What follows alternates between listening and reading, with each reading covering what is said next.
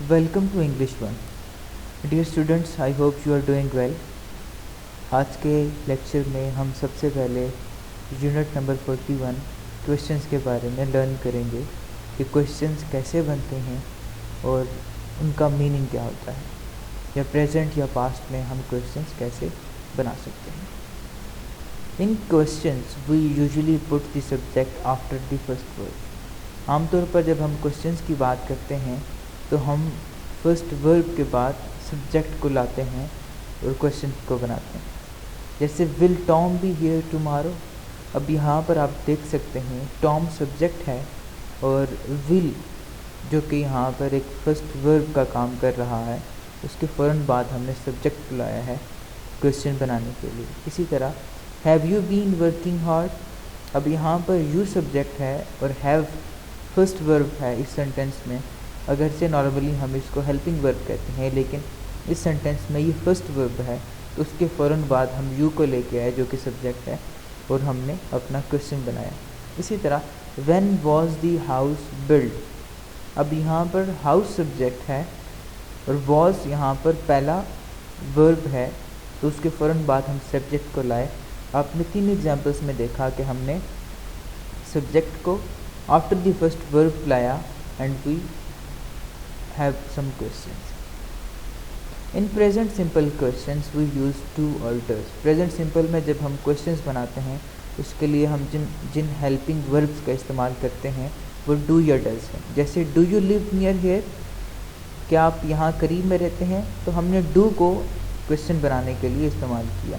या what time does the film start, again से कि किस वक्त फिल्म शुरू होगी, तो हमने अगेन से क्वेश्चंस बनाने के लिए डज़ को यूज़ किया और ये दोनों सेंटेंसेस प्रेजेंट के हैं। तो प्रेजेंट सिंपल में जब हम क्वेश्चंस बनाते हैं हम डू और डज़ को यूज़ करते हैं। In past simple questions we use did, और जब हम पास्ट सिंपल में क्वेश्चन बनाने की बात करते हैं तो हम डिड को यूज़ करते हैं। प्रेजेंट में हमने डू और डज़ को यूज़ किया था, तो पास्ट में हमने उसी की ही पास्ट फॉर्म डिड को यूज़ किया। Did you sell your car, क्या तुमने अपनी कार बेच दी, हमने डिड को यूज़ करके क्वेश्चन बनाया। Why did the train stop, train क्यों रुकी, अगेन से हमने यहाँ पर डिड को यूज़ किया और हमने पास्ट सिंपल का क्वेश्चन बनाया। Isn't it, didn't you etcetera, ये दोनों सूरतें, ये इसके अलावा भी कुछ सूरतें हैं जो नेगेटिव क्वेश्चंस की सूरतें हैं। इजंट इट, क्या ऐसा नहीं है, डिडंट यू, क्या तुम नहीं जानते, तो तुम्हारे लिए ये बात नहीं है। इनको हम यूज़ कब करते हैं, we use negative questions specially to show surprise. हम नेगेटिव क्वेश्चंस को आमतौर पर सरप्राइज शो करने के लिए लाते हैं। जैसे didn't you hear the door bell, क्या तुमने दरवाजे की घंटी नहीं सुनी, आई रैंग इट 3 टाइम्स, मैंने उसे 3 दफ़ा बजाया, यानी कि मैंने 3 दफ़ा बजाया लेकिन तुमने नहीं सुना उसको। तो ये डिडंट यू एक नेगेटिव क्वेश्चन है और यहाँ पे एक सरप्राइज़ हम शो कर रहे हैं कि 3 दफ़ा मैं बजा चुका हूँ, मैं बाहर खड़ा रहा, 1 बार नहीं 2 बार नहीं 3 दफ़ा बजाया और तुमने फिर भी नहीं सुना। तो ये एक सरप्राइज़ है कि ये कैसे हो गया कि तुमने सुना ही नहीं, मैंने 3 दफ़ा बेल को बजा दिया। तो नेगेटिव क्वेश्चंस को हम सरप्राइज़ के लिए शो करते हैं। और when we expect the listeners to agree with us, या जब कभी हम ये चाह रहे हो कि हमारा लिसनर हमारे साथ एग्री करे, तो हम नेगेटिव क्वेश्चंस को लाते हैं। जैसे कि हैवंट वी मेट बिफोर, क्या हम पहले नहीं मिले, yes I think we have, हाँ मेरा भी यही ख्याल है कि हम पहले मिले। यहाँ पर एक बात ये भी जहन में रखें, हम we often answer these questions with yes और नो। हम आमतौर पर नेगेटिव क्वेश्चंस का आंसर यस या नो में करते हैं। जैसे अगर हम इस क्वेश्चन को देखें, didn't you hear the door bell, I rang it 3 times, तो इसका आंसर बन सकता है नो, नहीं मैंने नहीं सुना, राइट। इसी तरह हैवंट वी मेट बिफोर, तो इसका आंसर है yes I think we have. तो नॉर्मली हम इन क्वेश्चंस को येस या नो में भी आंसर कर सकते हैं।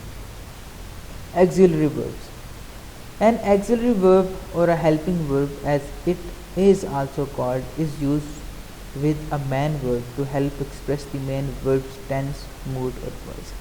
एक्सिलरी वर्ब जिसे हम नॉर्मली हेल्पिंग वर्ब कहते हैं, इसे हम मेन वर्ब के साथ इस्तेमाल करते हैं और ये मेन वर्ब की बात को पूरा करता है, उसके मूड को डिफाइन करता है, उसकी वॉइस को क्लियर करता है। The main auxiliary verbs are to be, to have and to do.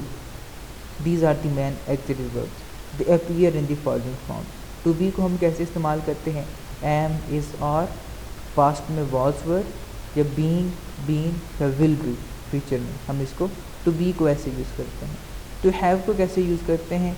Has, have, had, having, will have. ये इसके डिफरेंट फॉर्म्स हैं।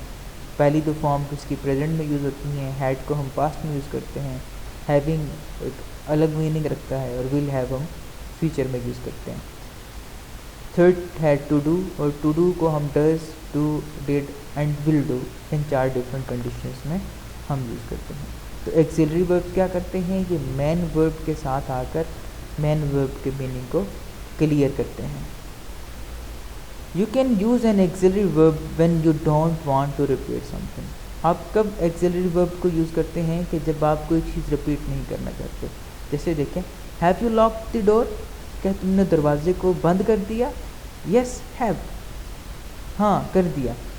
आपने ये नहीं कहा yes I have locked the door, हाँ मैंने दरवाजे को बंद कर दिया। आपने बस यस हैव का वर्ड यूज़ किया है। हैव एक एक्सिलरी वर्ब है, और जिसकी मदद से आपने मीनिंग को, पूरी बात को एक ही लफ्ज़ में बता दिया है। Gary wasn't working but Laura was. Gary काम नहीं कर रहा था लेकिन लोरा कर रही थी। नाउ यू कैन सी, हम यहाँ पर कह सकते थे बट लोरा वॉज वर्किंग, तो हमने वर्किंग वर्ड को रिपीट करने के बजाय सिर्फ वॉज में ही सारा मीनिंग दे दिया। इसी तरह Jessica could lend me the money but she want, हम ये भी कह सकते थे but she want lend me the money. अब लेंड मी द मनी को हम दोबारा रिपीट भी कर सकते थे। सो हमने रेपिटेशन से बचने के लिए we used an helping verb. तो हेल्पिंग वर्ब को पहली बात तो ये है कि हम रेपिटेशन से बचने के लिए इस्तेमाल करते हैं। You can use auxiliary verbs to deny what somebody says. आप कभी कभी एक्सिलरी वर्ब को कुछ बात डिनाई करने के लिए भी कहते हैं, कोई भी ऐसी बात जो कोई दूसरा शख्स कहता है। जैसे you are sitting in my place, no I am not. You are sitting in my place, आप मेरी जगह पर बैठे हैं। नो आई एम नॉट, मैं नहीं बैठा हुआ। तो आई एम क्या है? एक आई के बाद जो एम है, ये टू बी की एक फॉर्म है हेल्पिंग वर्ब की, यानी कि आई am not sitting in your place, मैं आपकी जगह पर नहीं बैठा हुआ। You didn't lock the door before you left, आपने जाने से पहले दरवाज़ा बंद नहीं किया। येस आई डिड, हाँ मैंने किया है। अगेन से वी यूज डिड। ये टू डू का एक हेल्पिंग वर्ब है और उसकी एक फॉर्म है पास्ट की, जिसका मीनिंग है आई लॉक द डोर, हाँ मैंने दरवाज़ा बंद किया। तो हमने आई डिड के ज़रिए डिनाई किया अगले की बात को इन अ वेरी सिंपल वर्ड्स, और बहुत एक लफ्ज़ की मदद से हमने अगले बंदे की बात को डिनाई कर दिया कि हाँ मैंने तो ये काम किया था, तुम तो मुझे जो कह रहे हो ऐसा तो नहीं हुआ। We use have you, isn't she, do they etcetera to show interest in what somebody has said और टू शो सरप्राइज। हम have you, isn't she, do they इनको कब यूज़ करते हैं? नंबर 1, जब हम अपना इंटरेस्ट शो करते हैं किसी की बात में, या फिर हम सरप्राइज होना शुरू करते हैं। एग्जाम्पल्स हम देखते हैं, I have just seen Stephen, और have you, how is he? I have just seen Stephen, मैंने अभी भी स्टीफन को देखा है। ओह हैव यू, क्या तुमने भी देखा है?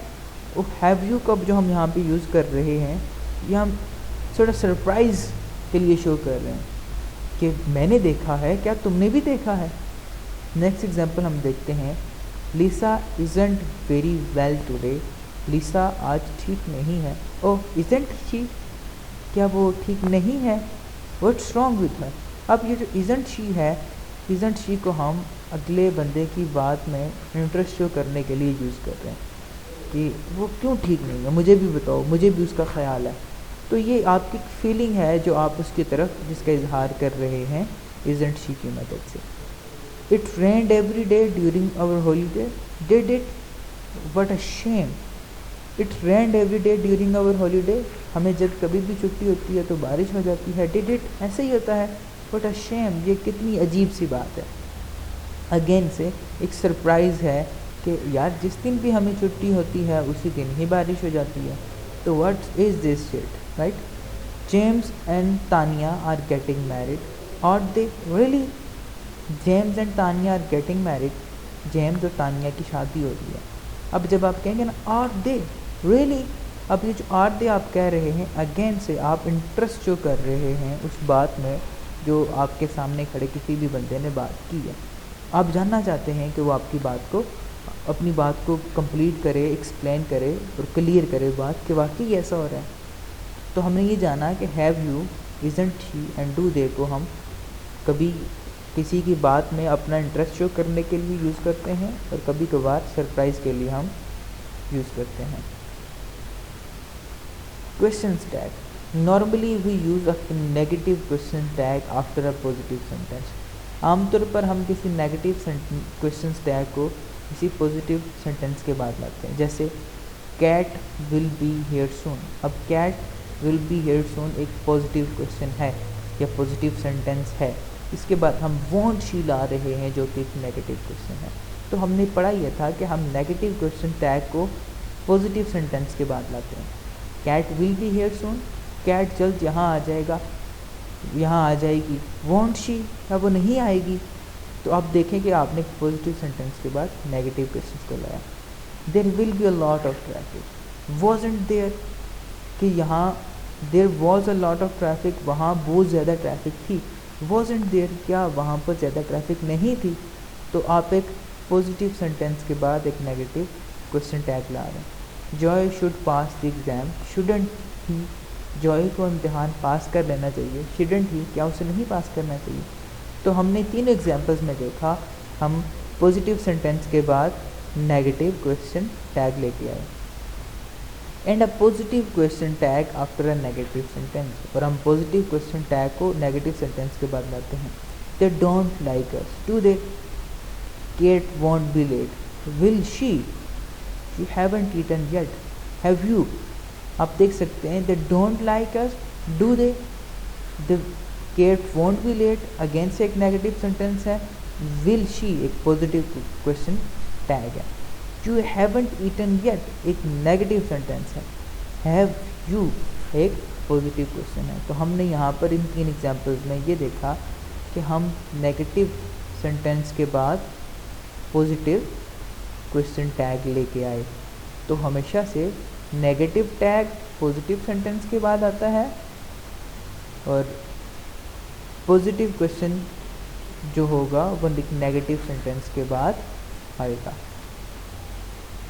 The meaning of a question tag depends on how you say it. If your voice goes down, you are not really asking a question. You are only inviting the listener to agree with you. Question tag का ये मतलब होता है कि आप उसको किस तरह से कहते हैं। अगर आप उसको ज़ोर देकर कहते हैं तो वो क्वेश्चन लगेगा। अगर आप उसको नॉर्मली कह दिया है तो वो मे भी लगेगा कि आप अपने लिसनर से कह रहे हैं कि वो आपकी बात से एग्री करे। जैसे it is a nice day, isn't it. अब जब आप बोलेंगे ना इज़न्ट इट थोड़ा प्रेशर दे के, तो फिर वो एक क्वेश्चन की तरह आपको लगेगा। अगर आप सिंपली इसको बोलेंगे it is a nice day, isn't it, अब you simply asking your listener to agree with you कि वो भी मान ले ऐसे ही, आप उसे क्वेश्चन नहीं करते। जब आप प्रेशर दे के बोलेंगे इज़न्ट इट, तो उसको पता चलेगा कि ये वाकई क्वेश्चन है, मैंने आंसर करना है। फिर वो आंसर करेगा येस, ब्यूटीफुल। ऐसे ही है कि आज के दिन बहुत अच्छा है। सेकंड एग्जांपल देख लें, Paul doesn't look well today, does he. अब नाउ आपने जब ये कहा ना डज ही, अब जब इसको थोड़ा आप प्रेशर के साथ कहेंगे तो वो लगेगा कि आप क्वेश्चन कर रहे हैं। अब एक नॉर्मल फ्लो में इस बात को कर देंगे तो आपके लिसनर को यही लगेगा कि सिंपली आपने कोई बात की है और उसने आपसे एग्री या डिसएग्री करना है। तो हमने ये सीखा इस लास्ट चैप्टर में क्वेश्चन टैग्स वाले में कि हम नेगेटिव क्वेश्चंस के बाद नेगेटिव टैग को हमेशा पॉजिटिव सेंटेंस के बाद हम लाते हैं और पॉजिटिव क्वेश्चन टैग को हम नेगेटिव सेंटेंस के बाद लाते हैं।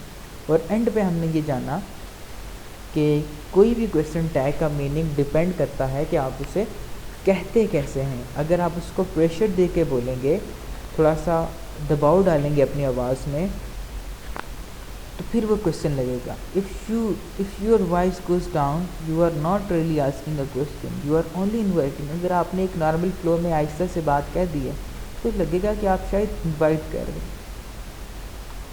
Thank you so much for today's lecture.